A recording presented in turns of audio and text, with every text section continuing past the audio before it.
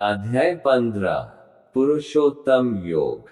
श्री भगवान उवाच ऊर्ध्वमूलमधः शाखमश्रवत्थः प्राहुरव्ययम् छन्दांसि यस्य पर्णानि यस्तम वेद स वेदवित् एक।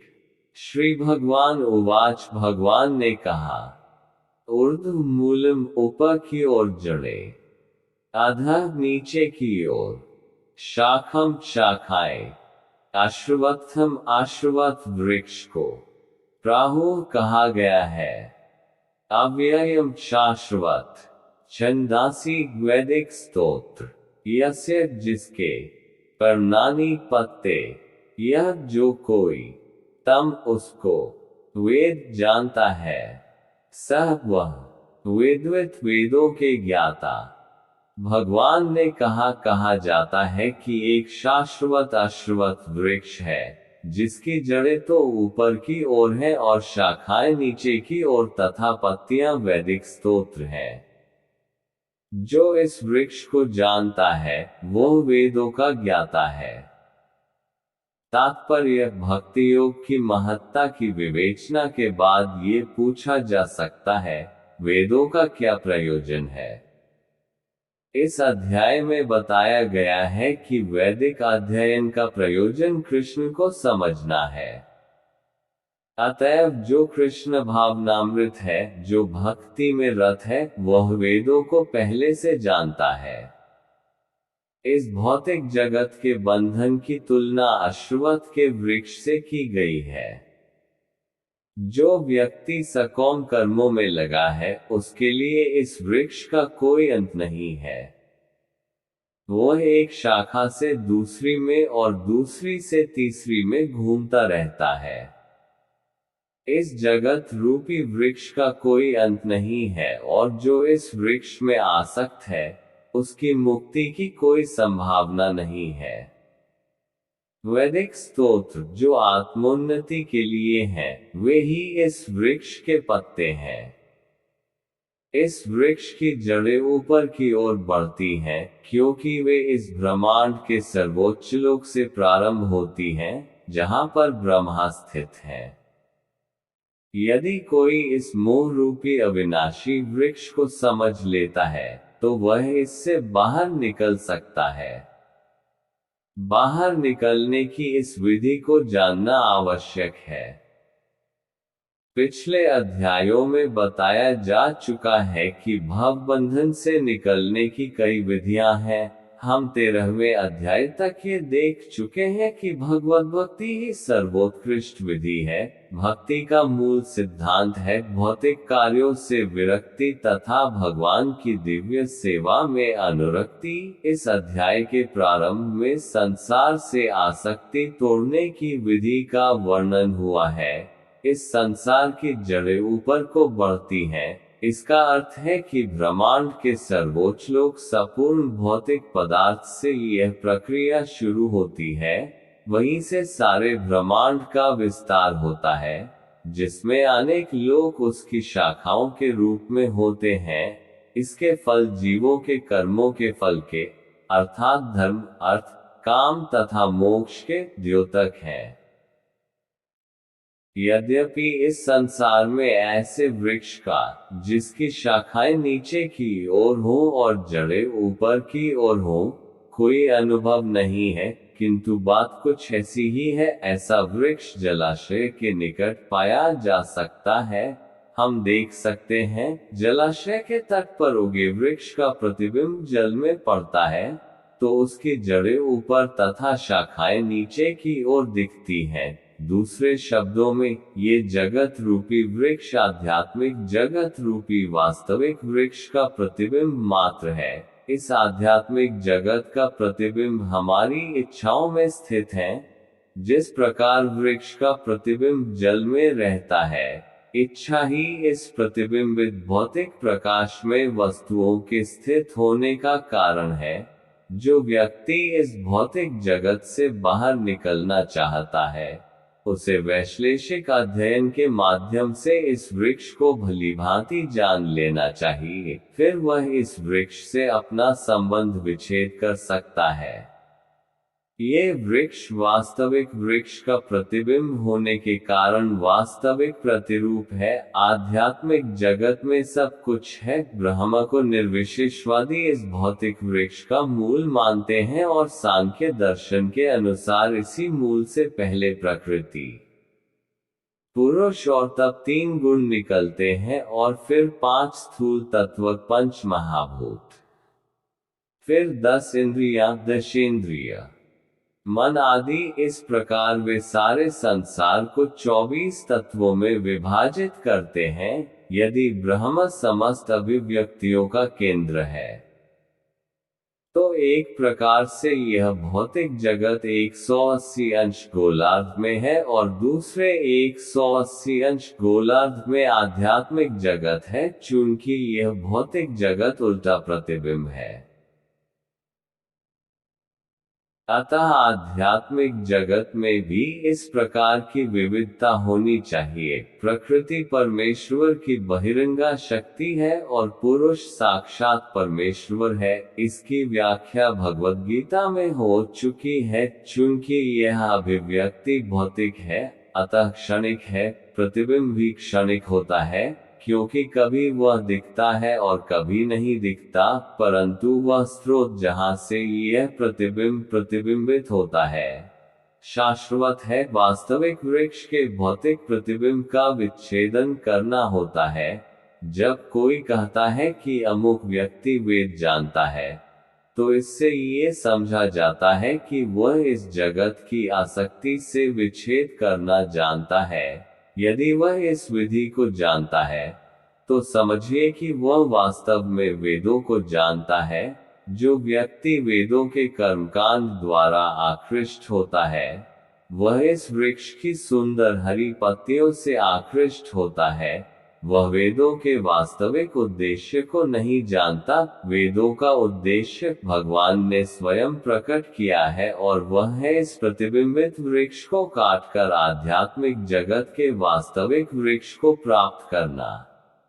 अधश्चोर्ध्वं प्रसृतास्तस्य शाखा गुण प्रवृद्धा विषय प्रवाला अधश्च मूलान्यनुसंतानि कर्मानुबंधिनी मनुष्यलोके 2 अधः नीचे च तथा ऊर्ध्वम ऊपर की ओर प्रसृता फैली हुई तस्य उसकी शाखा शाखाएं गुण प्रकृति के गुणों द्वारा प्रवृद्धा विकसित विषय इंद्रिय विषय प्रवाला टहनिया अधः नीचे की ओर च तथा मूलानी जड़ों को अनुसंतानी विस्तृत कर्म करने के लिए अनुबंधिनी बाधा मनुष्य लोके मानव समाज के जगत में इस वृक्ष की शाखाएं ऊपर तथा नीचे फैली हुई हैं और प्रकृति के 3 गुणों द्वारा पोषित है। इसकी टहनियां इंद्रिय विषय हैं। इस वृक्ष की जड़ें नीचे की ओर भी जाती हैं, जो मानव समाज के सकौम कर्मों से बंधी हुई हैं। तात्पर्य: आश्रवत वृक्ष की यहाँ और भी व्याख्या की गई है। इसकी शाखाएं चतुर्दिक फैली हुई हैं। निचले भाग में जीवों की विभिन्न योनियां हैं, यथा मनुष्य, पशु, घोड़े, गाय, कुत्ते, बिल्लियां आदि। ये सभी वृक्ष की शाखाओं के निचले भाग में स्थित हैं। लेकिन ऊपरी भाग में जीवों की उच्च योनियां हैं, यथा देव, गंधर्व तथा अन्य बहुत सी उच्चतर योनियां। जिस प्रकार सामान्य वृक्ष का पोषण जल से होता है, उसी प्रकार यह वृक्ष प्रकृति के 3 गुणों द्वारा पोषित है। कभी कभी हम देखते हैं कि जलाभाव से कोई भूखंड वीरान हो जाता है, तो कोई खंड लहलहाता है। इसी प्रकार जहाँ प्रकृति के किन्हीं विशेष गुणों का आनुपातिक आधिक्य होता है, वहां उसी के अनुरूप जीवों की योनियां प्रकट होती हैं। वृक्ष की टहनियां इंद्रिय विषय हैं। विभिन्न गुणों के विकास से हम विभिन्न इंद्रिय विषयों का भोग करते हैं। शाखाओं के सिरे इंद्रियां हैं, यथा कान, नाक, आंख आदि, जो विभिन्न इंद्रिय विषयों के भोग से आसक्त हैं। टहनियां शब्द, रूप, स्पर्श आदि इंद्रिय विषय हैं। सहायक जड़ें राग तथा द्वेष हैं, जो विभिन्न प्रकार के कष्ट तथा इंद्रिय भोग के विभिन्न रूप हैं। धर्म अधर्म की प्रवृत्तियां इन्हीं गौण जड़ों से उत्पन्न हुई मानी जाती हैं, जो चारों दिशाओं में फैली हैं। वास्तविक जड़ तो ब्रह्मलोक में है, किंतु अन्य जड़ें मर्त्यलोक में हैं। जब मनुष्य उच्च लोकों के पुण्य कर्मों का फल भोग चुकता है, तो वह इस धरा पर उतरता है और उन्नति के लिए सकाम कर्मों का नवीनीकरण करता है। यह मनुष्यलोक कर्म क्षेत्र माना जाता है। न रूपमस्य तथोपलभ्यते, नान्तो न चादिर्न च संप्रतिष्ठा, अश्वत्थमेन सुविरुमुल मस्ंगशस्त्रेण दृढ़ छित्त्वा तीन, ततः पदम तत्परिमार्गियव्यम, यस्मिंगता न निवर्तन्ति भूयः, तमेव चाद्यं पुरुष प्रपद्ये, यतः प्रवृत्ते प्रसृता पुराणी चार। न नहीं रूपम रूप, अस्य इस वृक्ष का, इस संसार में, तथा भी उपलभ्यते अनुभव किया जा सकता है। न कभी नहीं, जब भी, आदि प्रारंभ, न कभी नहीं, जब भी, संप्रतिष्ठा नींव, अश्वत्थम आश्वत्थ वृक्ष को, एनम इस, सुविरूढ़ अत्यंत दृढ़ता से, मूलम जड़ वाला, असग शस्त्रेण विरक्ति के हथियार से, दृढ़ दृढ़, छित्वा काट कर, ततः तत्पश्चात, पदम स्थिति को, तत् उस, परिमार्गव्यम खोजना चाहिए, यस्मिन जहां, गताः जाकर, न कभी नहीं, निवर्तन्ति वापस आते हैं, भूयः पुनः, तम उसको, एव ही, जब भी, आद्यम आदि, पुरुषम भगवान की, प्रपद्ये शरण में जाता हूँ। यतः जिससे, प्रवृत्ते प्रारंभ, प्रसृता विस्तीर्ण, पुरानी अत्यंत पुरानी, इस वृक्ष के वास्तविक स्वरूप का अनुभव इस जगत में नहीं किया जा सकता। कोई भी नहीं समझ सकता कि इसका आदि कहाँ है, अंत कहाँ है या इसका आधार कहाँ है। लेकिन मनुष्य को चाहिए कि इस दृढ़ मूल वाले वृक्ष को विरक्ति के शस्त्र से काट गिराए, तत्पश्चात उसे ऐसे स्थान की खोज करनी चाहिए जहां जाकर लौटना न पड़े और जहां उस भगवान की शरण ग्रहण कर ली जाए, जिससे अनादि काल से प्रत्येक का सूत्रपात तथा विस्तार होता आया है। तात्पर्य, अब ये स्पष्ट कर दिया गया है कि इस अश्वत्थ वृक्ष के वास्तविक स्वरूप को इस भौतिक जगत में नहीं समझा जा सकता, चूंकि इसकी जड़ें ऊपर की ओर हैं। अतः वास्तविक वृक्ष का विस्तार विरुद्ध दिशा में होता है। जब वृक्ष के भौतिक विस्तार में कोई फंस जाता है, तो उसे न तो ये पता चल पाता है कि यह कितनी दूरी तक फैला है और न वह इस वृक्ष के शुभारंभ को ही देख पाता है। फिर भी मनुष्य को कारण की खोज करनी ही होती है। मैं अमुक पिता का पुत्र हूँ, जो अमुक का पुत्र है, आदि। इस प्रकार अनुसंधान करने से मनुष्य को ब्रह्मा प्राप्त होते हैं, जिन्हें गर्भोत्कर्षाय विष्णु ने उत्पन्न किया। इस प्रकार अंततः भगवान तक पहुंचा जा सकता है, जहां सारी गवेषणा का अंत हो जाता है। मनुष्य को इस वृक्ष के उद्गम परमेश्वर की खोज ऐसे व्यक्तियों की संगति द्वारा करनी होती है, जिन्हें उस परमेश्वर का ज्ञान प्राप्त है। इस प्रकार ज्ञान से मनुष्य धीरे धीरे वास्तविकता के इस छद्म प्रतिबिंब से विलग हो जाता है और संबंध विच्छेद होने पर वह वास्तव में मूल वृक्ष में स्थित हो जाता है। इस प्रसंग में असग शब्द अत्यंत महत्वपूर्ण है, क्योंकि विषय भोग की आसक्ति तथा भौतिक प्रकृति पर प्रभुता अत्यंत प्रबल होती है। अतः प्रामाणिक शास्त्रों पर आधारित आत्मा ज्ञान की विवेचना द्वारा विरक्ति सीखनी चाहिए और ज्ञानी पुरुषों से श्रवण करना चाहिए। भक्तों की संगति में रहकर ऐसी विवेचना से भगवान की प्राप्ति होती है। तब सर्वप्रथम जो करणीय है वह है भगवान की शरण ग्रहण करना।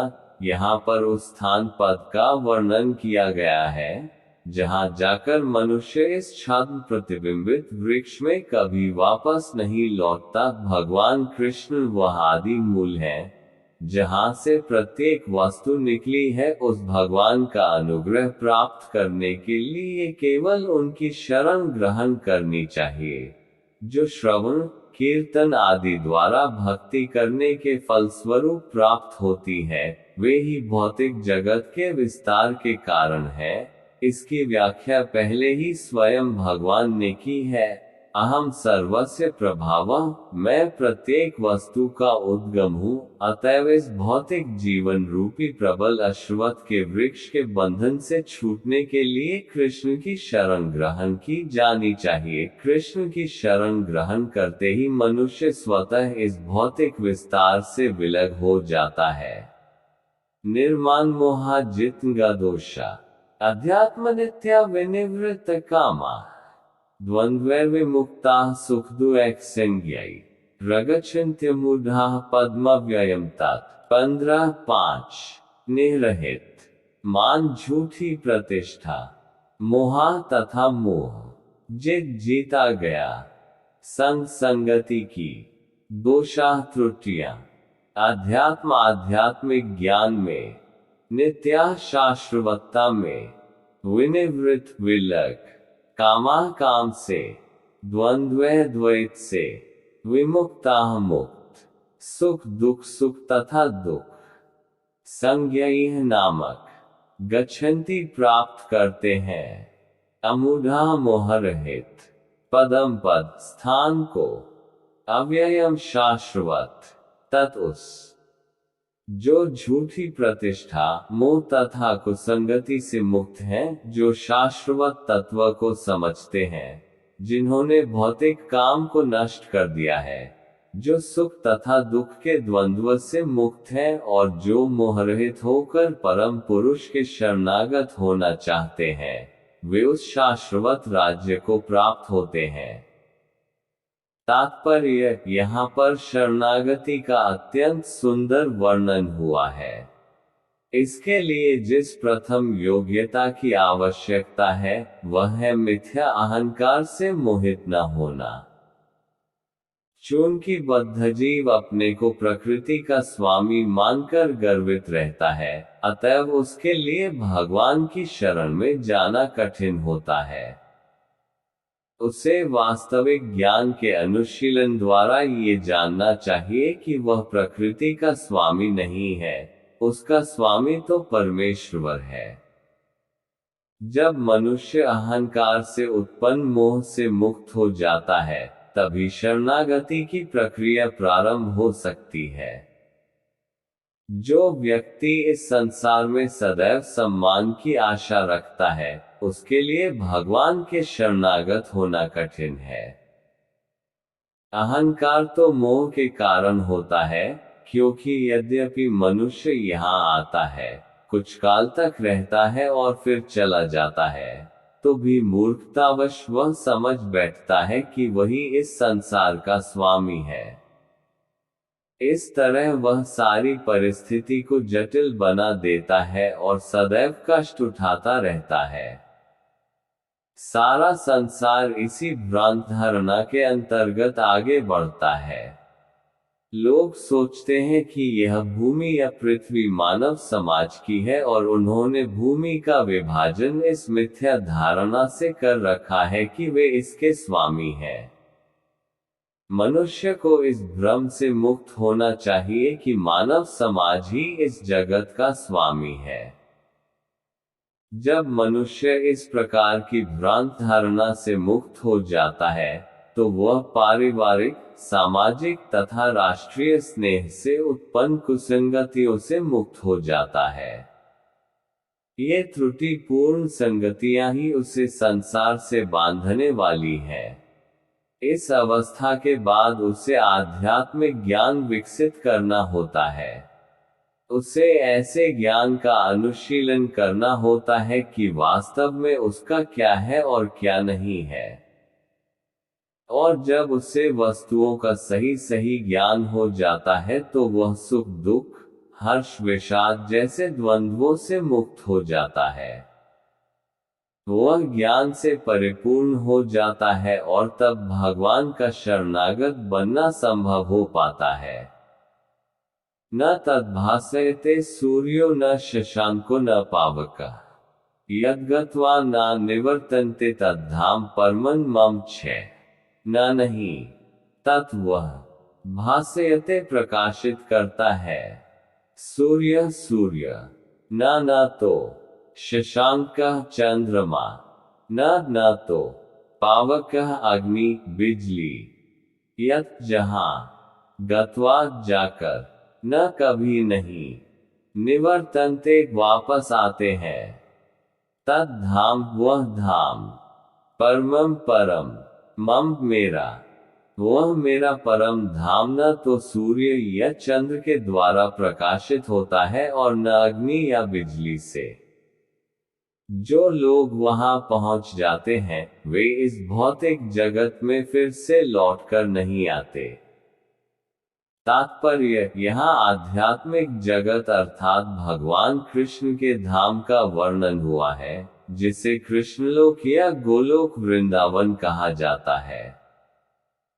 चिन्मय आकाश में न तो सूर्य प्रकाश की आवश्यकता है, न चंद्र प्रकाश अथवा अग्नि या बिजली की, क्योंकि सारे लोक स्वयं प्रकाशित हैं। इस ब्रह्मांड में केवल एक लोक, सूर्य ऐसा है जो स्वयं प्रकाशित है। लेकिन आध्यात्मिक आकाश में सभी लोक स्वयं प्रकाशित हैं। उन समस्त लोकों के जिन्हें वैकुंठ कहा जाता है, चमचमाते तेज से चमकीला आकाश बनता है, जिसे ब्रह्मज्योति कहते हैं। वस्तुतः ये तेज कृष्ण लोक, गोलोक वृंदावन से निकलता है। इस तेज का एक अंश महत तत्व अर्थात भौतिक जगत से आच्छादित रहता है। इसके अतिरिक्त ज्योतिर्मय आकाश का अधिकांश भाग तो आध्यात्मिक लोकों से पूर्ण है, जिन्हें वैकुंठ कहा जाता है और जिनमें से गोलोक वृंदावन प्रमुख है। जब तक जीव इस अंधकार में जगत में रहता है, तब तक वह बद्ध अवस्था में होता है। लेकिन जो ही वह इस भौतिक जगत रूपी मिथ्या विकृत वृक्ष को काटकर आध्यात्मिक आकाश में पहुंचता है, त्यों ही वह मुक्त हो जाता है। तब वह यहां वापस नहीं आता। इस बद्ध जीवन में जीव अपने को भौतिक जगत का स्वामी मानता है, लेकिन अपनी मुक्त अवस्था में वह आध्यात्मिक राज्य में प्रवेश करता है और परमेश्वर का पार्षद बन जाता है। वहां पर वह सच्चिदानंदमय जीवन बिताता है। इस सूचना से मनुष्य को मुग्ध हो जाना चाहिए। उसे उस शाश्वत जगत में ले जाए जाने की इच्छा करनी चाहिए और सच्चाई के इस मिथ्या प्रतिबिंब से अपने आप को विलग कर देना चाहिए।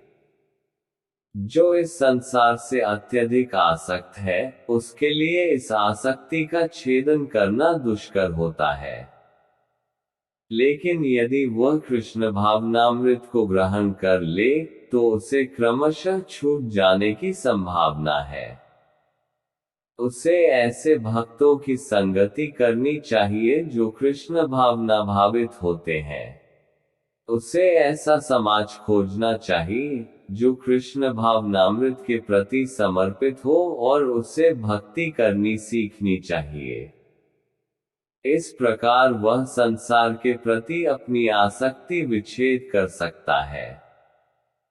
यदि कोई चाहे कि केसरिया वस्त्र पहनने से भौतिक जगत का आकर्षण से विच्छेद हो जाएगा, तो ऐसा संभव नहीं है। उसे भगवत भक्ति के प्रति आसक्त होना पड़ेगा। अतएव मनुष्य को चाहिए कि गंभीरतापूर्वक समझे कि 12वें अध्याय में भक्ति का जैसा वर्णन है वही वास्तविक वृक्ष की इस मिथ्या अभिव्यक्ति से बाहर निकलने का एकमात्र साधन है। 14वें अध्याय में बताया गया है कि भौतिक प्रकृति द्वारा सारी विधियां दूषित हो जाती हैं, केवल भक्ति ही शुद्ध रूप से दिव्य है। यहाँ परमन मम शब्द बहुत महत्वपूर्ण है।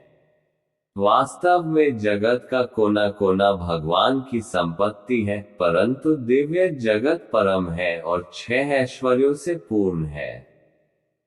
कठोपनिषद 2:15 में भी इसकी पुष्टि की गई है कि दिव्य जगत में सूर्य प्रकाश, चंद्र प्रकाश या तारागण की कोई आवश्यकता नहीं है। न तत्र सूर्यो भाति न चंद्र तारकम, क्योंकि समस्त आध्यात्मिक आकाश भगवान की आंतरिक शक्ति से प्रकाशमान है। उस परम धाम तक केवल शरणागति से ही पहुंचा जा सकता है, अन्य किसी साधन से नहीं। मम वाशो जीवलोके जीवभूतः सनातनः मन षष्ठानींद्रियाणि प्रकृतिस्थानि कर्षति 7। मम मेरा एव निश्चय ही अंश सूक्ष्म कर्ण जीव लोके बध जीवन के संसार में जीव भूत बध जीव सनातन शाश्वत मनः मन षष्ठानि 6 इंद्रियाणि इंद्रियों समेत प्रकृति भौतिक प्रकृति में स्थानी स्थित कर्षति संघर्ष करता है। इस बद्ध जगत में सारे जीव मेरे शाश्वत अंश हैं। बद्ध जीवन के कारण वे 6 इंद्रियों के घोर संघर्ष कर रहे हैं, जिसमें मन भी सम्मिलित है। तात्पर्य, इस श्लोक में जीव का स्वरूप स्पष्ट है।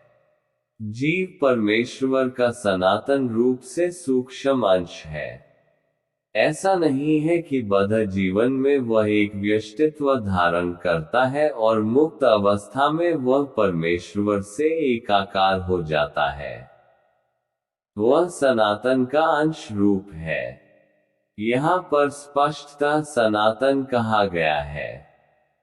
वेदवचन के अनुसार परमेश्वर अपने आप को असंख्य रूपों में प्रकट करके विस्तार करते हैं, जिनमें से व्यक्तिगत विस्तार विष्णु तत्व कहलाते हैं और गौण विस्तार जीव कहलाते हैं। दूसरे शब्दों में, विष्णु तत्व निजी विस्तार स्वांश है और जीव विभिन्नांश पृथकीकृत अंश है। अपने स्वांश द्वारा वे भगवान राम, नरसिंह देव, विष्णुमूर्ति तथा वैकुंठलोक के प्रधान देवों के रूप में प्रकट होते हैं। विभिन्नांश अर्थात जीव सनातन सेवक होते हैं। भगवान के स्वांश सदैव विद्यमान रहते हैं। इसी प्रकार जीवों के विभिन्नांशों के अपने स्वरूप होते हैं। परमेश्वर के विभिन्नांश होने के कारण जीवों में भी उनके आंशिक गुण पाए जाते हैं, जिनमें से स्वतंत्रता एक है। प्रत्येक जीव का आत्मा रूप में अपना व्यष्टित्व और सूक्ष्म स्वातंत्र्य होता है। इसी स्वातंत्र्य के दुरुपयोग से जीव बद्ध बनता है और उसके सही उपयोग से वह मुक्त बनता है। दोनों ही अवस्थाओं में वह भगवान के समान ही सनातन होता है। मुक्त अवस्था में वह इस भौतिक अवस्था से मुक्त रहता है और भगवान के दिव्य सेवा में निरत रहता है। बद्ध जीवन में प्रकृति के गुणों द्वारा अभिभूत होकर वह भगवान की दिव्य प्रेमा भक्ति को भूल जाता है। फलस्वरूप उसे अपनी स्थिति बनाए रखने के लिए इस संसार में अत्यधिक संघर्ष करना पड़ता है। न केवल मनुष्य तथा कुत्ते बिल्ली जैसे जीव, अपितु इस भौतिक जगत के बड़े बड़े नियंता यथा ब्रह्मा, शिव तथा विष्णु तक परमेश्वर के अंश हैं। ये सभी सनातन अभिव्यक्तियां हैं, क्षणिक नहीं। कर्षति, संघर्ष करना शब्द अत्यंत सार्थक है। बद्ध जीव मानो लौह श्रृंखलाओं से बंधा हो। वह मिथ्या अहंकार से बंधा रहता है और मन मुख्य कारण है जो उसे इस भवसागर की ओर धकेलता है। जब मन सतोगुण में रहता है तो उसके कार्यकलाप अच्छे होते हैं। जब रजोगुण में रहता है तो उसके कार्यकलाप कष्टकारक होते हैं और जब वह तमोगुण में होता है तो वह जीवन की निम्न योनियों में चला जाता है। लेकिन इस श्लोक से यह स्पष्ट है कि बद्ध जीव मन तथा इंद्रियों समेत भौतिक शरीर से आवरित है और जब वह मुक्त हो जाता है तो ये भौतिक आवरण नष्ट हो जाता है। लेकिन उसका आध्यात्मिक शरीर अपने व्यष्टि रूप में प्रकट होता है। माध्यान्दिनायन श्रुति में ये सूचना प्राप्त है, सर्वा अश ब्रह्मनिष्ठ इदम शरीर मर्त्यम तिसृज्य ब्रह्माभिसंपद्य ब्रह्म न पश्यति ब्रह्म न शृणोति ब्रह्म न वेदम सर्वमनुभवति। यहाँ ये बताया गया है कि जब जीव अपने इस भौतिक शरीर को त्यागता है और आध्यात्मिक जगत में प्रवेश करता है तो उसे पुनः आध्यात्मिक शरीर प्राप्त होता है जिससे वह भगवान का साक्षात्कार कर सकता है। यह उनसे आमने सामने बोल सकता है और सुन सकता है तथा जिस रूप में भगवान है उन्हें समझ सकता है। स्मृति से भी यह ज्ञात होता है, वसंती यत्र पुरुषाः सवे वैकुंठ मूर्तयः। वैकुंठ में सारे जीव भगवान जैसे शरीरों में रहते हैं। जहां तक शारीरिक बनावट का प्रश्न है, अंश रूप जीवों तथा विष्णु मूर्ति के विस्तारों अंशों में कोई अंतर नहीं होता। दूसरे शब्दों में, भगवान की कृपा से मुक्त होने पर जीव को आध्यात्मिक शरीर प्राप्त होता है। ममैवांश शब्द भी अत्यंत सार्थक है, जिसका अर्थ है भगवान के अंश। भगवान का अंश ऐसा नहीं होता जैसे किसी पदार्थ का टूटा खंड अंश। हम द्वितीय अध्याय में देख चुके हैं कि आत्मा के खंड नहीं किए जा सकते। इस खंड की भौतिक दृष्टि से अनुभूति नहीं हो पाती। ये पदार्थ की भांति नहीं है जिसे चाहो तो कितने ही खंड कर दो और उन्हें पुनः जोड़ दो। ऐसी विचारधारा यहाँ पर लागू नहीं होती, क्योंकि संस्कृत के सनातन शब्द का प्रयोग हुआ है। विभिन्नांश सनातन है। द्वितीय अध्याय के प्रारंभ में ये भी कहा गया है कि प्रत्येक व्यक्ति के शरीर में भगवान का अंश विद्यमान है, देहिनोऽस्मिन् यथा देहे। वह अंश जब शारीरिक बंधन से मुक्त हो जाता है तो आध्यात्मिक आकाश में वैकुंठ लोक में अपना आदि आध्यात्मिक शरीर प्राप्त कर लेता है, जिससे वह भगवान की संगति का लाभ उठाता है। किंतु ऐसा समझा जाता है कि जीव भगवान का अंश होने के कारण गुणात्मक दृष्टि से भगवान के ही समान है, जिस प्रकार स्वर्ण के अंश भी स्वर्ण होते हैं। शरीर यद्वाप्नोति यच्चाप्युत्क्रामतीश्वरः गृहीत्वैतानि संयाति वायुर्गंधानिवास्यात्। 8 शरीरम शरीर को, यत् जिस अवाप्नोति प्राप्त करता है, यत् जिस च तथा अपि भी उत्क्रामति त्यागता है। ईश्वर शरीर का स्वामी गृहीत्वा ग्रहण करके अतानि इन सब को संयति चला जाता है।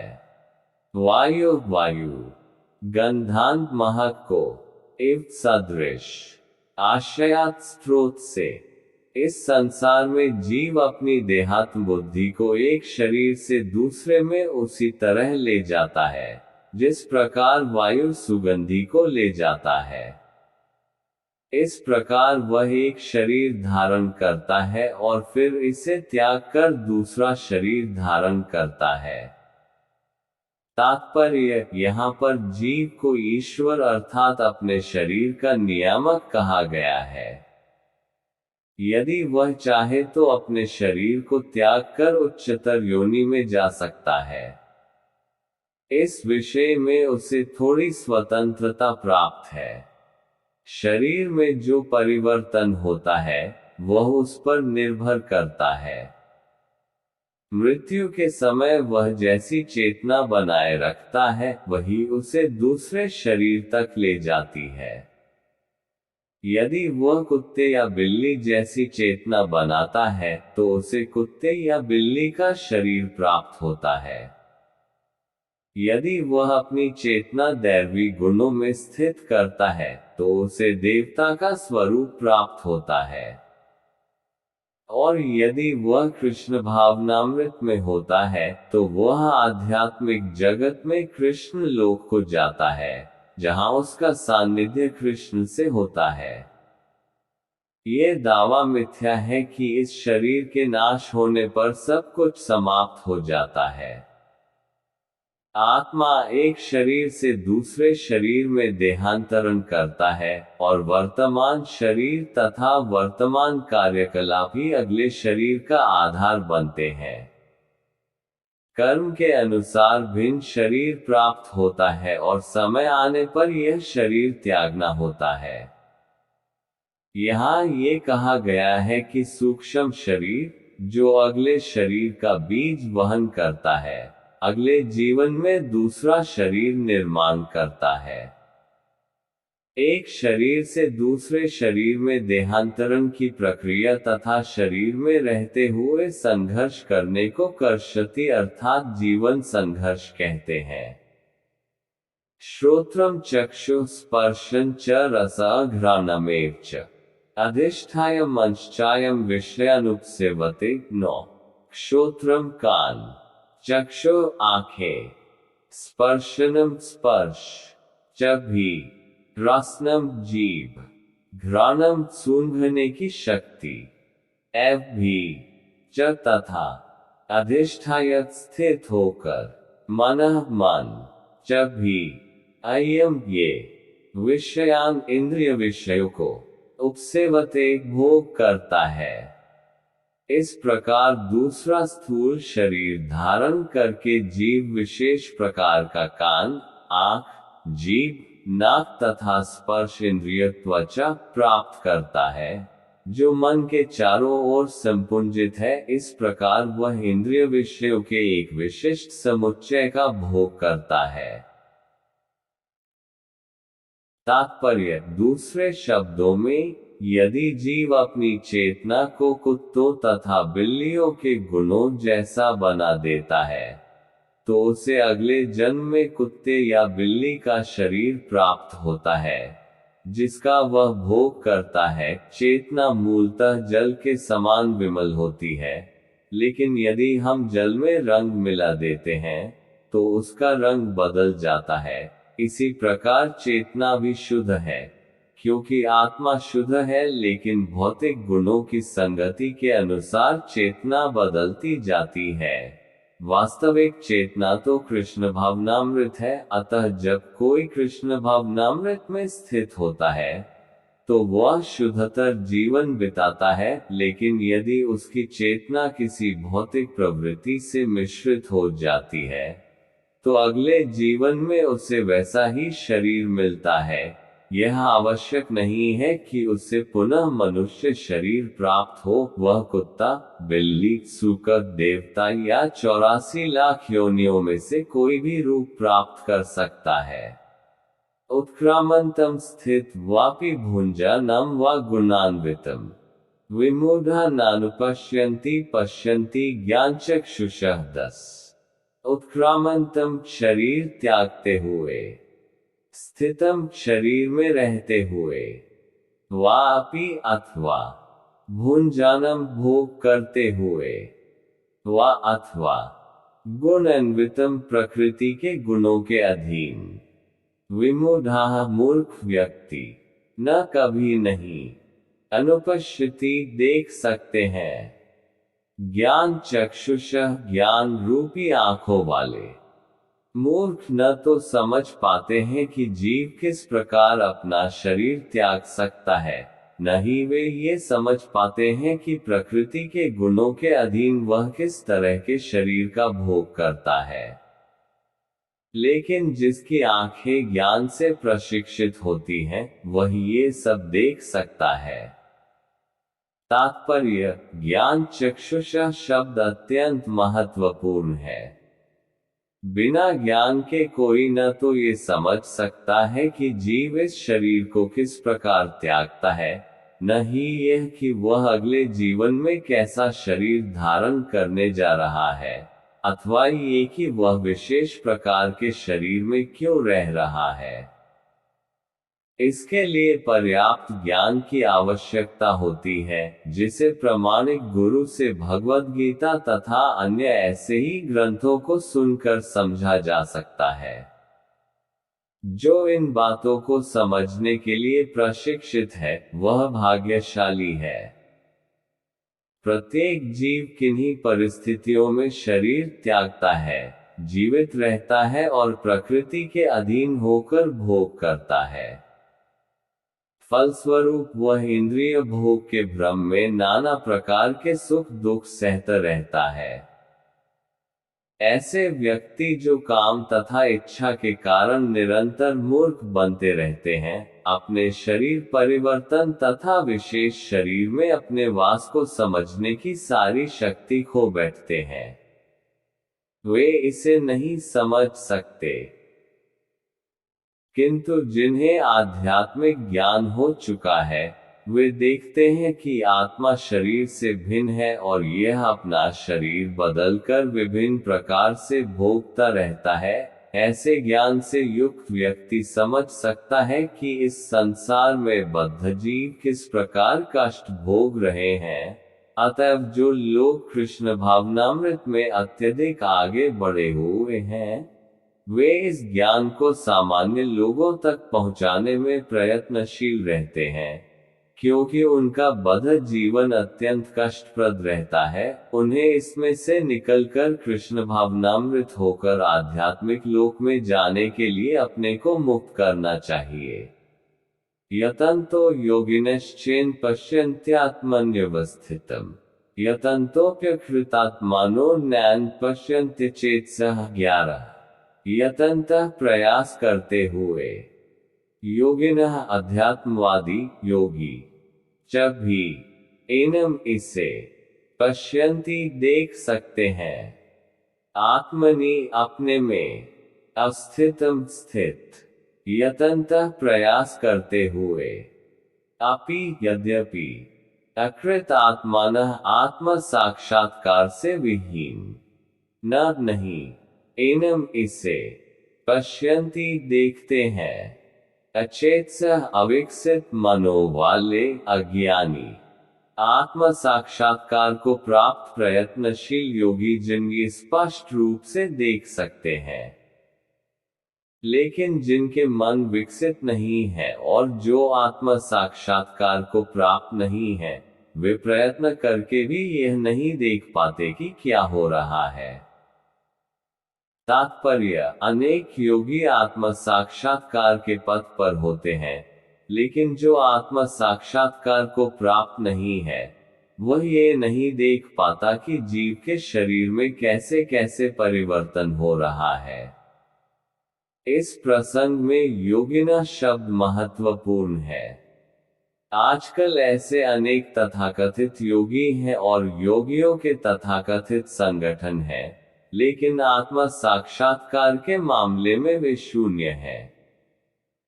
वे केवल कुछ आसनों में व्यस्त रहते हैं और यदि उनका शरीर सुगठित तथा स्वस्थ हो गया तो वे संतुष्ट हो जाते हैं, उन्हें इसके अतिरिक्त कोई जानकारी नहीं रहती। वे यतन्तोप्यकृतात्मानः कहलाते हैं, यद्यपि वे तथाकथित योग पद्धति का प्रयास करते हैं, लेकिन वे स्वरूप सिद्ध नहीं हो पाते। ऐसे व्यक्ति आत्मा के देहांतरण को नहीं समझ सकते, केवल वे ही ये सभी बातें समझ पाते हैं जो सचमुच योग पद्धति में रमते हैं और जिन्हें आत्मा, जगत तथा परमेश्वर की अनुभूति हो चुकी है। दूसरे शब्दों में, जो भक्ति योगी हैं वे ही समझ सकते हैं कि किस प्रकार से सब कुछ घटित होता है। यदादित्यगतं तेजो जगद भासयतेऽखिलम् यच्चन्द्रमसि यच्चाग्नौ तत्तेजो विद्धि मामकं 12। यत् जो आदित्य गतम सूर्य प्रकाश में स्थित, तेज तेज, जगत सारा संसार, भासयते प्रकाशित होता है, अखिलम संपूर्ण, यत् जो चंद्रमसि चंद्रमा में, यत् जो भी अग्नौ अग्नि में, तत्व तेज तेज, विद्धि जानो, मामकम मुझसे, सूर्य का तेज जो सारे विश्व के अंधकार को दूर करता है मुझसे ही निकलता है। चंद्रमा तथा अग्नि के तेज भी मुझसे उत्पन्न है। तात्पर्य, अज्ञानी मनुष्य यह नहीं समझ पाता कि यह सब कुछ कैसे घटित होता है, लेकिन भगवान ने यहाँ पर जो कुछ बतलाया है उसे समझकर ज्ञान प्राप्त किया जा सकता है। प्रत्येक व्यक्ति सूर्य, चंद्रमा, अग्नि तथा बिजली देखता है, उसे यह समझने का प्रयास करना चाहिए कि चाहे सूर्य का तेज हो या चंद्रमा, अग्नि अथवा बिजली का तेज, ये सब भगवान से ही उद्भूत हैं। कृष्ण भावनामृत का प्रारंभ इस भौतिक जगत में बद्ध जीव को उन्नति करने के लिए काफी अवसर प्रदान करता है। जीव मूलतः परमेश्वर के अंश है और भगवान यहाँ पर इंगित कर रहे हैं कि जीव किस प्रकार भगवत धाम को प्राप्त कर सकते हैं। इस श्लोक से हम ये समझ सकते हैं कि सूर्य संपूर्ण सौर मंडल को प्रकाशित कर रहा है। ब्रह्मांड अनेक हैं और सौर मंडल भी अनेक हैं। सूर्य, चंद्रमा तथा लोक भी अनेक हैं, लेकिन प्रत्येक ब्रह्मांड में केवल एक सूर्य है। भगवद गीता में 10:21 कहा गया है कि चंद्रमा भी एक नक्षत्र है। नक्षत्राणाम शशि, सूर्य का प्रकाश परमेश्वर के आध्यात्मिक आकाश में आध्यात्मिक तेज के कारण है। सूर्योदय के साथ ही मनुष्य के कार्यकलाप प्रारंभ हो जाते हैं। वे भोजन पकाने के लिए अग्नि जलाते हैं और फैक्ट्रियां चलाने के लिए भी अग्नि जलाते हैं। अग्नि की सहायता से अनेक कार्य किए जाते हैं। अतः सूर्योदय, अग्नि तथा चंद्रमा की चांदनी जीवों को अत्यंत सुहावने लगते हैं। उनकी सहायता के बिना कोई जीव नहीं रह सकता। अतएव यदि मनुष्य ये जान ले कि सूर्य, चंद्रमा तथा अग्नि का प्रकाश या तेज भगवान कृष्ण से उद्भूत हो रहा है, तो उसमें कृष्ण भावनामृत का सूत्रपात हो जाता है। चंद्रमा के प्रकाश से सारी वनस्पतियां पोषित होती हैं। चंद्रमा का प्रकाश इतना आनंदप्रद है कि लोग सरलता से समझ सकते हैं कि वे भगवान कृष्ण की कृपा से ही जी रहे हैं। उनकी कृपा के बिना न तो सूर्य होगा, न चंद्रमा, न अग्नि, और सूर्य, चंद्रमा तथा अग्नि के बिना हमारा जीवित रहना असंभव है। बद्ध जीव में कृष्ण भावनामृत जगाने वाले ये ही कतिपय विचार हैं। गामाविश्य च भूतानि धारयाम्यहमोजसा पुष्णामि चौषधि सर्वाः सोमो भूत्वा रसात्मकः तेरह। गाम लोक में आविश्य प्रवेश करके च भी भूतानि जीवों का धारयामि धारण करता हूँ, अहम मैं ओजसा अपनी शक्ति से, पुष्णामि पोषण करता हूँ, च तथा औषधि वनस्पतियों का, सर्वाः समस्त, सोमः चंद्रमा, भूत्वा बनकर, रस आत्मका रस प्रदान करने वाला। मैं प्रत्येक लोक में प्रवेश करता हूँ और मेरी शक्ति से सारे लोग अपनी कक्षा में स्थित रहते हैं। मैं चंद्रमा बनकर समस्त वनस्पतियों को जीवन रस प्रदान करता हूँ। तात्पर्य ऐसा ज्ञात है कि सारे लोग केवल भगवान की शक्ति से वायु में तैर रहे हैं। भगवान प्रत्येक अणु, प्रत्येक लोक तथा प्रत्येक जीव में प्रवेश करते हैं। इसकी विवेचना ब्रह्म संहिता में की गई है। उसमें कहा गया है परमेश्वर का एक अंश परमात्मा लोकों में, ब्रह्मांड में, जीव में तथा अणु तक में प्रवेश करता है। अतएव उनके प्रवेश करने से प्रत्येक वस्तु ठीक से दिखती है। जब आत्मा होता है तो जीवित मनुष्य पानी में तैर सकता है, लेकिन जब जीवित स्फुलिंग इस देह से निकल जाता है और शरीर मृत हो जाता है तो शरीर डूब जाता है।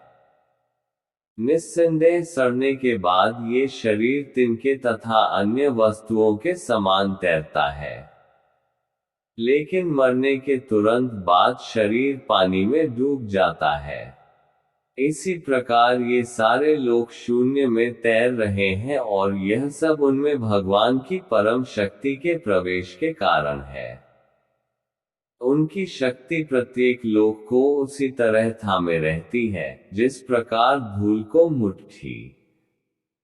मुट्ठी में बंद रहने पर धूल के गिरने का भय नहीं रहता, लेकिन जो ही धूल को वायु में फेंक दिया जाता है, वह नीचे गिर पड़ती है।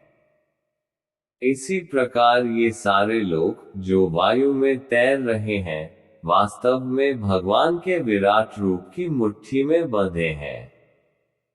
उनके बल तथा शक्ति से सारी चर तथा अचर वस्तुएं अपने अपने स्थानों पर टिकी हैं। वैदिक मंत्रों में कहा गया है कि भगवान के कारण सूर्य चमकता है और सारे लोग लगातार घूमते रहते हैं। यदि ऐसा उनके कारण न हो तो सारे लोग वायु में धूल के समान बिखरकर नष्ट हो जाएं। इसी प्रकार से भगवान के ही कारण चंद्रमा समस्त वनस्पतियों का पोषण करता है। चंद्रमा के प्रभाव से सब्जियां सुस्वादु बनती हैं। वास्तव में मानव समाज भगवान की कृपा से काम करता है, सुख से रहता है और भोजन का आनंद लेता है। अन्यथा मनुष्य जीवित न रहता। रसात्मक शब्द अत्यंत महत्वपूर्ण है। प्रत्येक वस्तु चंद्रमा के प्रभाव से परमेश्वर के द्वारा स्वादिष्ट बनती है। अहम वैश्वानरो भूत्वा प्राणिना देहमाश्रितः प्राणापान समायुक्तः पचाम्यन्न चतुर्विधम 14। अहम मैं वैश्वानरः पाचक अग्नि के रूप में पूर्णांश भूत्वा बनकर प्राणिनाम समस्त जीवों के देवम शरीरों में आश्रितः स्थित प्राण उच्छ्वास निश्वास अपान श्वास समायुक्त संतुलित रखते हुए पचामी पचाता हूँ अन्नम अन्न को चतुर्विधम 4 प्रकार के मैं समस्त जीवों के शरीरों में पाचन अग्नि वैश्वानर हूँ और मैं श्वास प्रश्वास प्राण वायु में रहकर 4 प्रकार के अन्नों को पचाता हूँ। तात्पर्य, आयुर्वेद शास्त्र के अनुसार आमाशय पेट में अग्नि होती है जो वहां पहुंचे भोजन को पचाती है। जब यह अग्नि प्रज्वलित नहीं रहती तो भूख नहीं जगती, और जब यह अग्नि ठीक रहती है तो भूख लगती है। कभी कभी जब अग्नि मंद हो जाती है तो उपचार की आवश्यकता होती है। जो भी हो, यह अग्नि भगवान का प्रतिनिधि स्वरूप है। वैदिक मंत्रों से भी बृहदारण्यक उपनिषद 5:9 पुष्टि होती है कि परमेश्वर या ब्रह्म अग्निरूप में आमाशय के भीतर स्थित है और समस्त प्रकार के अन्न को पचाते हैं। अयमग्निर्वैश्वानरो योऽयमन्तः पुरुषे येनेदमन्न पच्यते। चूंकि भगवान सभी प्रकार के अन्नों के पाचन में सहायक होते हैं, अतएव जीव भोजन करने के मामले में स्वतंत्र नहीं है। जब तक परमेश्वर पाचन में सहायता नहीं करते, तब तक खाने की कोई संभावना नहीं है। इस प्रकार भगवान ही अन्न को उत्पन्न करते और वे ही पचाते हैं, और उनकी ही कृपा से हम जीवन का आनंद उठाते हैं। वेदांत सूत्र में 1:2-27 भी इसकी पुष्टि हुई है। शब्दाभ्योऽन्तः प्रतिष्ठाना च, भगवान शब्द के भीतर, शरीर के भीतर, वायु के भीतर तथा यहाँ तक कि पाचन शक्ति के रूप में आमाशय में भी उपस्थित है। अन्न 4 प्रकार का होता है, कुछ निगले जाते हैं, पे कुछ चबाए जाते हैं, भोज्य कुछ चाटे जाते हैं, लेह्य तथा कुछ चूसे जाते हैं, चोष्य। भगवान सभी प्रकार के अन्नों की पाचक शक्ति है। सर्वस्य चाहं हृदि सन्निविष्टो मत्तः स्मृतिर्ज्ञानं पोहञ्च वेदैश्च सर्वैरहमेव वेद्यो वेदांतकृद्वेद विदेव चाहम 15 सर्वस्य समस्त प्राणियों च तथा अहम मैं हृदि हृदय में सन्निविष्ट स्थित मत्तः मुझसे स्मृति स्मरण शक्ति ज्ञानम ज्ञान अपोहनम विस्मृति च तथा वेदई वेदों के द्वारा च भी सर्वैः समस्त अहम मैं हूँ एव निश्चय ही वेद्य जानने योग्य ज्ञेय वेदांत कृत वेदांत के संकल्प करता वेदवित वेदों का ज्ञाता एव निश्चय ही च तथा अहम मैं प्रत्येक जीव के हृदय में आसीन हूँ और मुझसे ही स्मृति ज्ञान तथा विस्मृति होती है। मैं ही वेदों के द्वारा जानने योग्य हूँ। निस्संदेह मैं वेदांत का संकलन करता तथा समस्त वेदों का जानने वाला हूँ। तात्पर्य, परमेश्वर परमात्मा रूप में प्रत्येक जीव के हृदय में स्थित है और उन्हीं के कारण सारे कर्म प्रेरित होते हैं। जीव अपने विगत जीवन की सारी बातें भूल जाता है, लेकिन उसे परमेश्वर के निर्देशानुसार कार्य करना होता है, जो उसके सारे कर्मों के साक्षी है। अतएव वह अपने विगत कर्मों के अनुसार कार्य करना प्रारंभ करता है। इसके लिए आवश्यक ज्ञान तथा स्मृति उसे प्रदान की जाती है, लेकिन वह विगत जीवन के विषय में भूलता रहता है। इस प्रकार भगवान न केवल सर्वव्यापी हैं,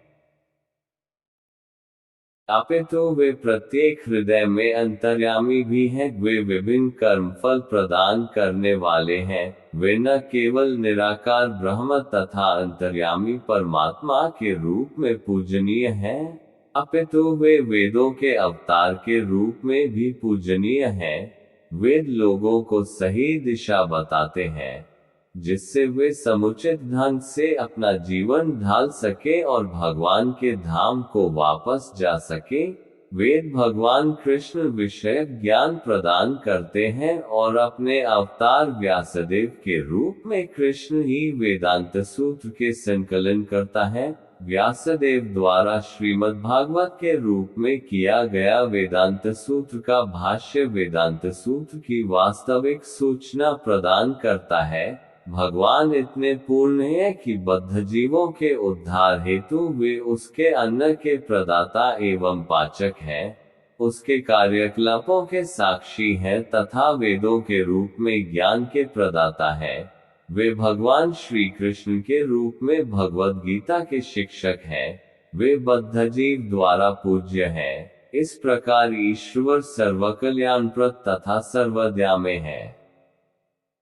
अंतः प्रविष्टा शास्ता जनानाम जीव जो ही अपने इस शरीर को छोड़ता है, इसे भूल जाता है, लेकिन परमेश्वर द्वारा प्रेरित होने पर वह फिर से काम करने लगता है। यद्यपि जीव भूल जाता है, लेकिन भगवान उसे बुद्धि प्रदान करते हैं, जिससे वह अपने पूर्वजन्म के अपूर्ण कार्य को फिर से करने लगता है। अतएव जीव अपने हृदय में स्थित परमेश्वर के आदेशानुसार इस जगत में सुख या दुख का केवल भोग ही नहीं करता है, अपितु उनसे वेद समझने का अवसर भी प्राप्त करता है। यदि कोई ठीक से वैदिक ज्ञान पाना चाहे तो कृष्ण उसे आवश्यक बुद्धि प्रदान करते हैं। वे किस लिए वैदिक ज्ञान प्रस्तुत करते हैं? इसलिए कि जीव को कृष्ण को समझने की आवश्यकता है। इसकी पुष्टि वैदिक साहित्य से होती है। योसो सर्वैर्वेदैर्गीयते, चारों वेदों, वेदांत सूत्र तथा उपनिषदों एवं पुराणों समेत सारे वैदिक साहित्य में परमेश्वर की कीर्ति का गान है। उन्हें वैदिक अनुष्ठानों द्वारा, वैदिक दर्शन की व्याख्या द्वारा तथा भगवान की भक्तिमय पूजा द्वारा प्राप्त किया जा सकता है। अतएव वेदों का उद्देश्य कृष्ण को समझना है। वेद हमें निर्देश देते हैं, जिससे कृष्ण को जाना जा सकता है और उनकी अनुभूति की जा सकती है। भगवान ही चरम लक्ष्य है। वेदांत सूत्र 1:4 में इसकी पुष्टि इन शब्दों में हुई है। तत्व समन्वयात् मनुष्य 3 अवस्थाओं में सिद्धि प्राप्त करता है। वैदिक साहित्य के ज्ञान से भगवान के साथ अपने संबंध को समझा जा सकता है। विभिन्न विधियों को संपन्न करके उन तक पहुंचा जा सकता है और अंत में उस परम लक्ष्य श्री भगवान की प्राप्ति की जा सकती है। इस श्लोक में वेदों के प्रयोजन, वेदों के ज्ञान तथा वेदों के लक्ष्य को स्पष्टतः परिभाषित किया गया है। द्वाविमो पुरुषो लोके क्षरश्चाक्षरश्च क्षरः सर्वाणि भूतानि कूटस्थोऽक्षर उच्यते 16। 2 इमो ये पुरुषो जीव, लोके संसार में, क्षरः च्युत च तथा अक्षरः अच्युत एव निश्चय ही च तथा क्षरः च्युत सर्वाणि समस्त भूतानि जीवों को कूटस्थ एकत्व में अक्षरः अच्युत उच्यते कहा जाता है। जीव 2 प्रकार हैं, च्युत तथा अच्युत। भौतिक जगत में प्रत्येक जीव च्युत क्षर होता है और आध्यात्मिक जगत में प्रत्येक जीव अच्युत कहलाता है। तात्पर्य, जैसा कि पहले बताया जा चुका है, भगवान ने अपने व्यासदेव अवतार में ब्रह्मसूत्र का संकलन किया। भगवान ने यहाँ पर वेदांत सूत्र की विषय वस्तु का सार संक्षेप दिया है। उनका कहना है कि जीव जिनकी संख्या अनंत है, 2 श्रेणियों में विभाजित किए जा सकते हैं, च्युत क्षर तथा अच्युत अक्षर। जीव भगवान के सनातन पृथक्कीकृत अंश विभिन्नांश है। जब उनका संसर्ग भौतिक जगत से होता है तो वे जीवभूत कहलाते हैं। यहाँ पर क्षरः सर्वाणि भूतानि पद प्रयुक्त हुआ है, जिसका अर्थ है कि जीव च्युत है। लेकिन जो जीव परमेश्वर से एकत्व स्थापित कर लेते हैं वे अच्युत कहलाते हैं। एकता का अर्थ यह नहीं है कि उनकी अपनी निजी सत्ता नहीं है, बल्कि यह कि दोनों में भिन्नता नहीं है। वे सब सृजन के प्रयोजन को मानते हैं। निस्संदेह आध्यात्मिक जगत में सृजन जैसी कोई वस्तु नहीं है, लेकिन चूंकि जैसा कि वेदांत सूत्र में कहा गया है, भगवान समस्त उद्भवों के स्रोत हैं, अतएव यहाँ पर इस विचारधारा की व्याख्या की गई है। भगवान श्री कृष्ण के कथानुसार जीवों की दो श्रेणियां हैं। वेदों में इसके प्रमाण मिलते हैं, अतएव इसमें संदेह करने का प्रश्न ही नहीं उठता। इस संसार में संघर्षरत सारे जीव मन तथा 5 इंद्रियों से युक्त शरीर वाले हैं जो परिवर्तनशील हैं। जब तक जीव बद्ध है तब तक उसका शरीर पदार्थ के संसर्ग से बदलता रहता है। चूंकि पदार्थ बदलता रहता है, इसलिए जीव बदलते प्रतीत होते हैं। लेकिन आध्यात्मिक जगत में शरीर पदार्थ से नहीं बना होता, अतएव उसमें परिवर्तन नहीं होता। भौतिक जगत में जीव 6 परिवर्तनों से गुजरता है: जन्म, वृद्धि, अस्तित्व, प्रजनन, क्षय तथा विनाश। ये भौतिक शरीर के परिवर्तन है। लेकिन आध्यात्मिक जगत में शरीर परिवर्तन नहीं होता, वहां न जरा है, न जन्म और न मृत्यु। वे सब एकावस्था में रहते हैं। क्षरः सर्वाणि भूतानि, जो भी जीव, आदि जीव ब्रह्मा से लेकर क्षुद्र चींटी तक भौतिक प्रकृति के संसर्ग में आता है, वह अपना शरीर बदलता है। अतएव ये सब क्षर या च्युत हैं। किंतु आध्यात्मिक जगत में वे मुक्त जीव सदा एकावस्था में रहते हैं। उत्तमः पुरुषस्त्वन्यः परमात्मेत्युदाहृतः यो लोकत्रयमाविश्य बिभर्त्यव्यय ईश्वरः सत्रः। उत्तमः श्रेष्ठ, पुरुषः व्यक्ति, पुरुष। तो लेकिन, अन्यः अन्य, परम परम, आत्मा आत्मा, इति इस प्रकार उदाहृतः कहा जाता है।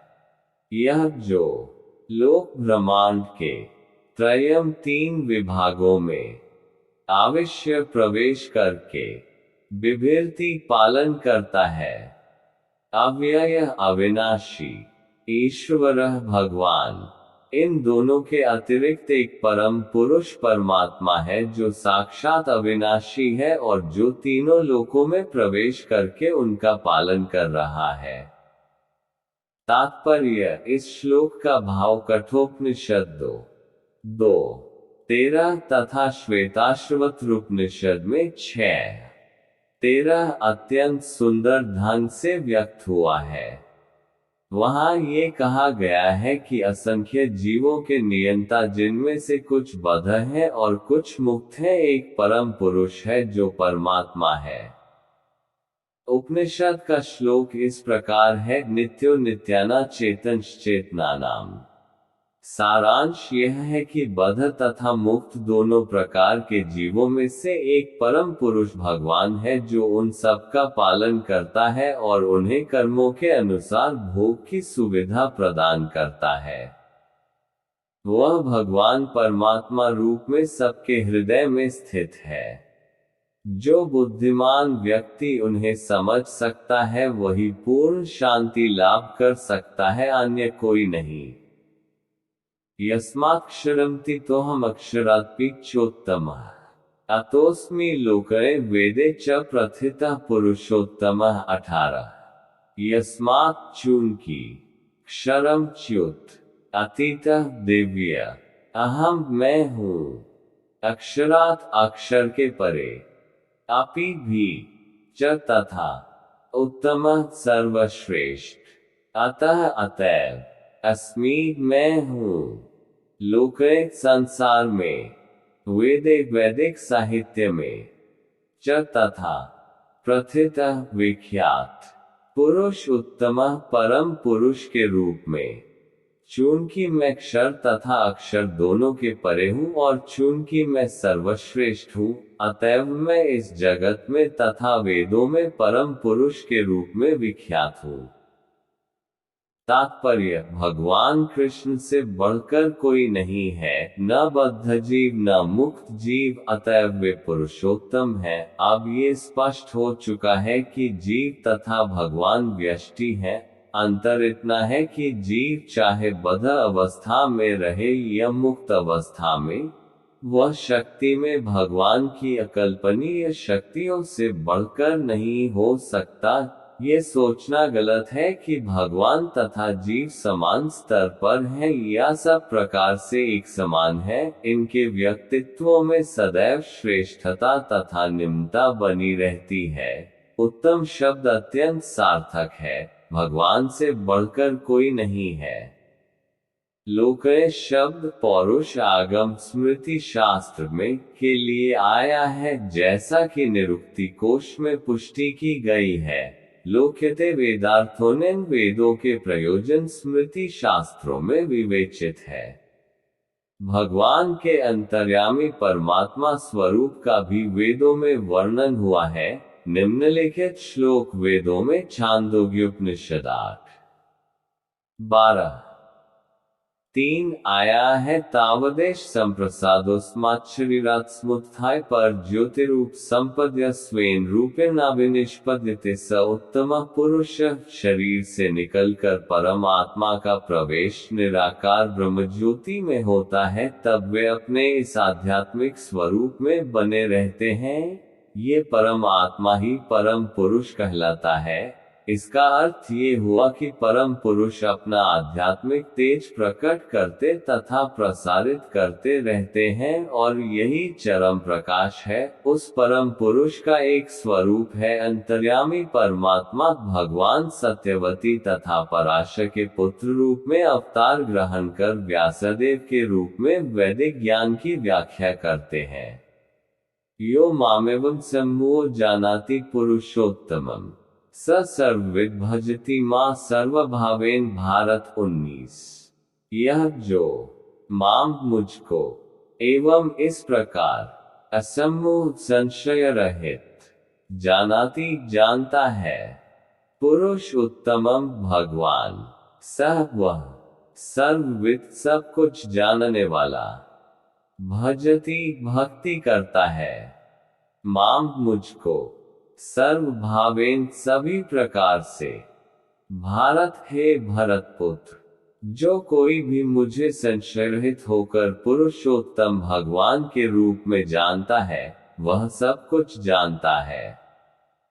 अतएव हे भरत पुत्र, वह व्यक्ति मेरी पूर्ण भक्ति में रत होता है। तात्पर्य: जीव तथा भगवान की स्वाभाविक स्थिति के विषय में अनेक दार्शनिक ऊहापोह करते हैं। इस श्लोक में भगवान स्पष्ट बताते हैं कि जो भगवान कृष्ण को परम पुरुष के रूप में जानता है, वह सारी वस्तुओं का ज्ञाता है। अपूर्ण ज्ञाता परम सत्य के विषय में केवल चिंतन करता जाता है, जबकि पूर्ण ज्ञाता समय का अपव्यय किए बिना सीधे कृष्ण भावनामृत में लग जाता है, अर्थात भगवान की भक्ति करने लगता है।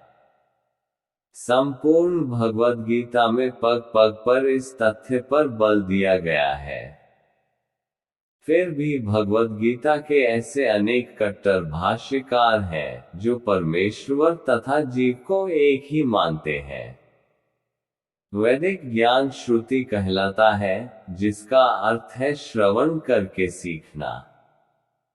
वास्तव में वैदिक सूचना कृष्ण तथा उनके प्रतिनिधियों जैसे अधिकारियों से ग्रहण करनी चाहिए। यहाँ कृष्ण ने हर वस्तु का अंतर सुंदर ढंग से बताया है, अतएव इसी स्रोत से सुनना चाहिए। लेकिन केवल सूकरों की तरह सुनना पर्याप्त नहीं है, मनुष्य को चाहिए कि अधिकारियों से समझे। ऐसा नहीं कि केवल शुष्क चिंतन ही करता रहे। मनुष्य को विनीत भाव से भगवद गीता से सुनना चाहिए कि सारे जीव भगवान के अधीन हैं। जो भी इसे समझ लेता है वही श्री कृष्ण के कथनानुसार वेदों के प्रयोजन को समझता है, अन्य कोई नहीं समझता। भजति शब्द अत्यंत सार्थक है। कई स्थानों पर भजति का संबंध भगवान की सेवा के अर्थ में व्यक्त हुआ है। यदि कोई व्यक्ति पूर्ण कृष्ण भावनामृत में रत है अर्थात भगवान की भक्ति करता है, तो ये समझना चाहिए कि उसने सारे वैदिक ज्ञान समझ लिया है। वैष्णव परंपरा में ये कहा जाता है कि यदि कोई कृष्ण भक्ति में लगा रहता है तो उसे भगवान को जानने के लिए किसी अन्य आध्यात्मिक विधि की आवश्यकता नहीं रहती। भगवान की भक्ति करने के कारण वह पहले से लक्ष्य तक पहुंचा रहता है। वह ज्ञान की समस्त प्रारंभिक विधियों को पार कर चुका होता है, लेकिन यदि कोई लाखों जन्मों तक चिंतन करने पर भी इस लक्ष्य पर नहीं पहुंच पाता कि श्री कृष्ण ही भगवान है और उनकी ही शरण ग्रहण करनी चाहिए, तो उसका अनेक जन्मों का चिंतन व्यर्थ जाता है। एति गुह्यतमं शास्त्रमिद मुक्तम मयांग एद्बुद्ध्वा बुद्धिमान स्यात् कृतकृत्य शर्च भारत 20। एति इस प्रकार गुह्यतमं सर्वाधिक गुप्त शास्त्रम शास्त्र इदम ये उक्तम प्रकट किया गया मया मेरे द्वारा अंग हे पापरहित एतत् ये बुद्ध्वा समझकर बुद्धिमान स्यात् हो जाता है कृतकृत्य अपने प्रयत्नों में परम पूर्ण च तथा भारत हे भरतपुत्र हे अंग। ये वैदिक शास्त्रों का सर्वाधिक गुप्त अंश है जिसे मैंने अब प्रकट किया है। जो कोई इसे समझता है वह बुद्धिमान हो जाएगा और उसके प्रयास पूर्ण होंगे। तात्पर्य: भगवान ने यहाँ स्पष्ट किया है कि यही सारे शास्त्रों का सार है और भगवान ने इसे जिस रूप में कहा है उसे उसी रूप में समझा जाना चाहिए। इस तरह मनुष्य बुद्धिमान तथा दिव्य ज्ञान में पूर्ण हो जाएगा। दूसरे शब्दों में, भगवान के इस दर्शन को समझने तथा उनकी दिव्य सेवा में प्रवृत्त होने से प्रत्येक व्यक्ति प्रकृति के गुणों के समस्त कल्मश से मुक्त हो सकता है। भक्ति आध्यात्मिक ज्ञान की एक विधि है। जहाँ भी भक्ति होती है वहाँ भौतिक कल्मश नहीं रह सकता। भगवत भक्ति तथा स्वयं भगवान एक है, क्योंकि दोनों आध्यात्मिक हैं। भक्ति परमेश्वर की अंतरंगा शक्ति के भीतर होती है। भगवान सूर्य के समान है और अज्ञान अंधकार है।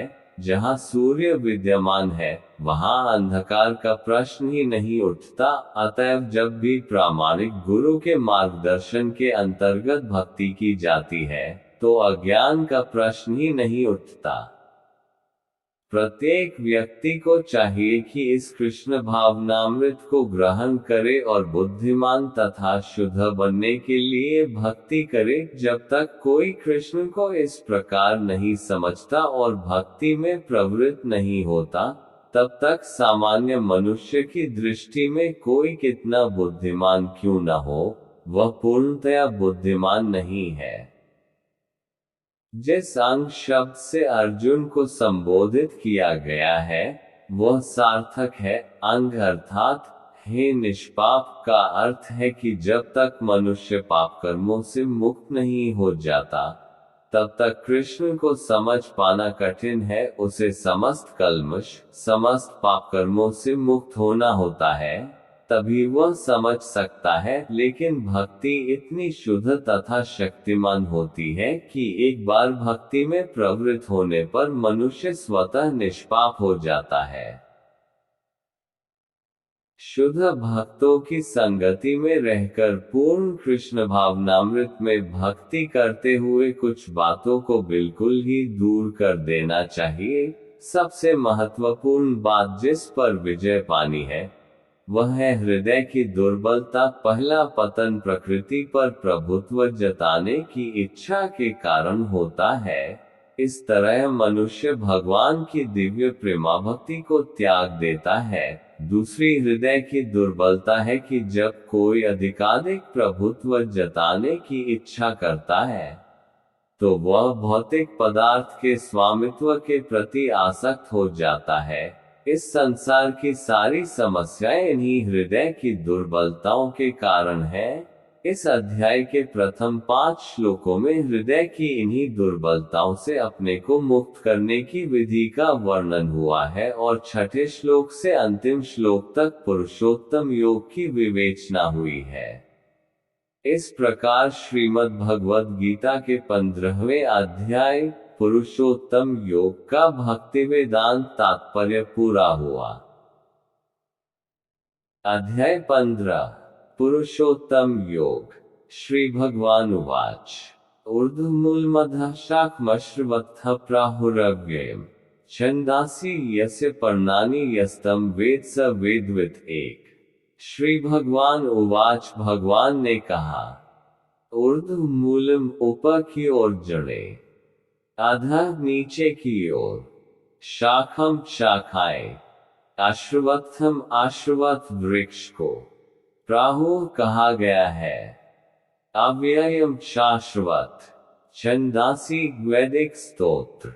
यस्य जिसके, पर्णानि पत्ते, यह जो कोई, तम उसको, वेद जानता है, सह वह, वेदवित् वेदों के ज्ञाता। भगवान ने कहा जाता है कि एक शाश्वत अश्वत्थ वृक्ष है जिसकी जड़ें तो ऊपर की ओर हैं और शाखाएं नीचे की ओर तथा पत्तियां वैदिक स्तोत्र हैं।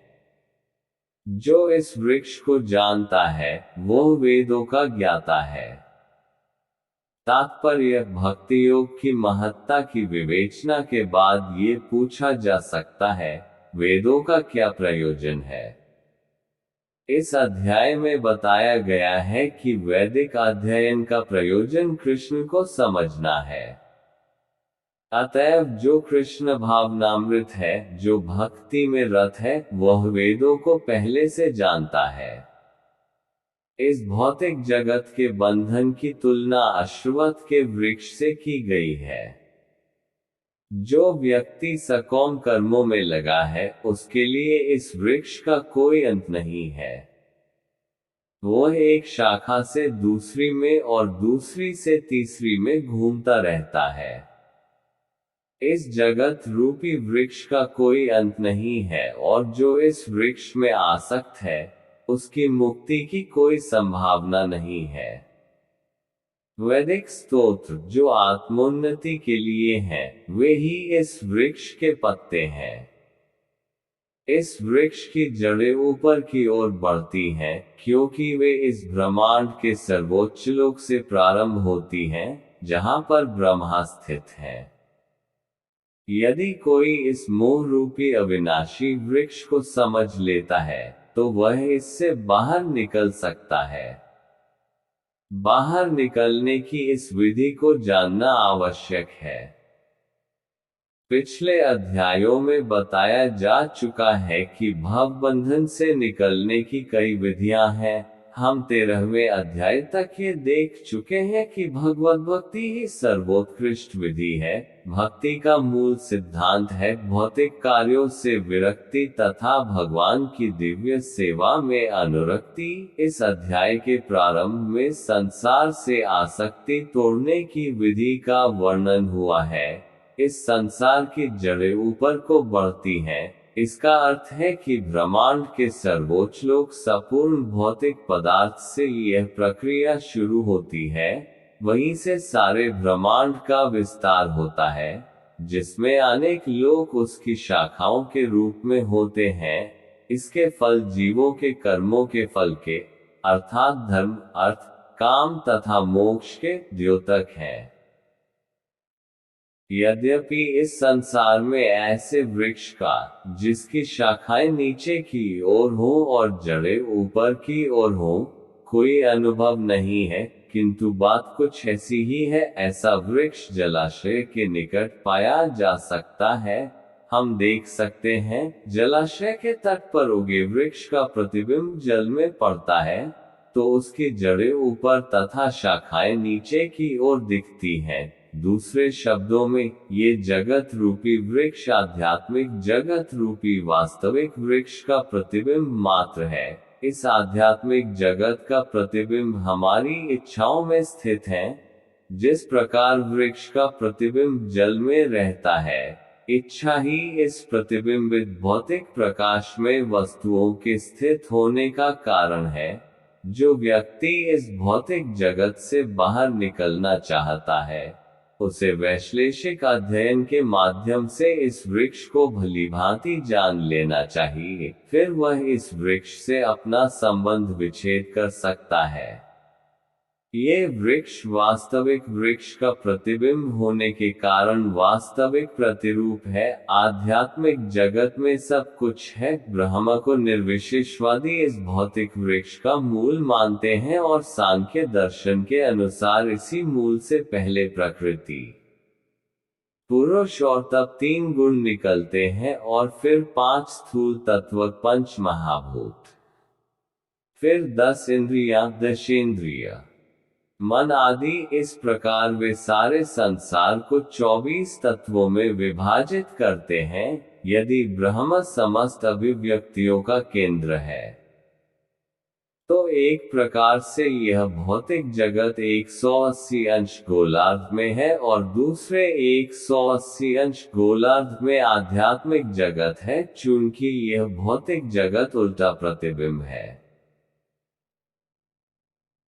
अतः आध्यात्मिक जगत में भी इस प्रकार की विविधता होनी चाहिए। प्रकृति परमेश्वर की बहिरंगा शक्ति है और पुरुष साक्षात परमेश्वर है। इसकी व्याख्या भगवद गीता में हो चुकी है। चूंकि यह अभिव्यक्ति भौतिक है, अतः क्षणिक है। प्रतिबिंब भी क्षणिक होता है, क्योंकि कभी वह दिखता है और कभी नहीं दिखता, परंतु वह स्रोत जहां से यह प्रतिबिंब प्रतिबिंबित होता है, शाश्वत है। वास्तविक वृक्ष के भौतिक प्रतिबिंब का विच्छेदन करना होता है। जब कोई कहता है कि अमुक व्यक्ति वेद जानता है, तो इससे ये समझा जाता है कि वह इस जगत की आसक्ति से विच्छेद करना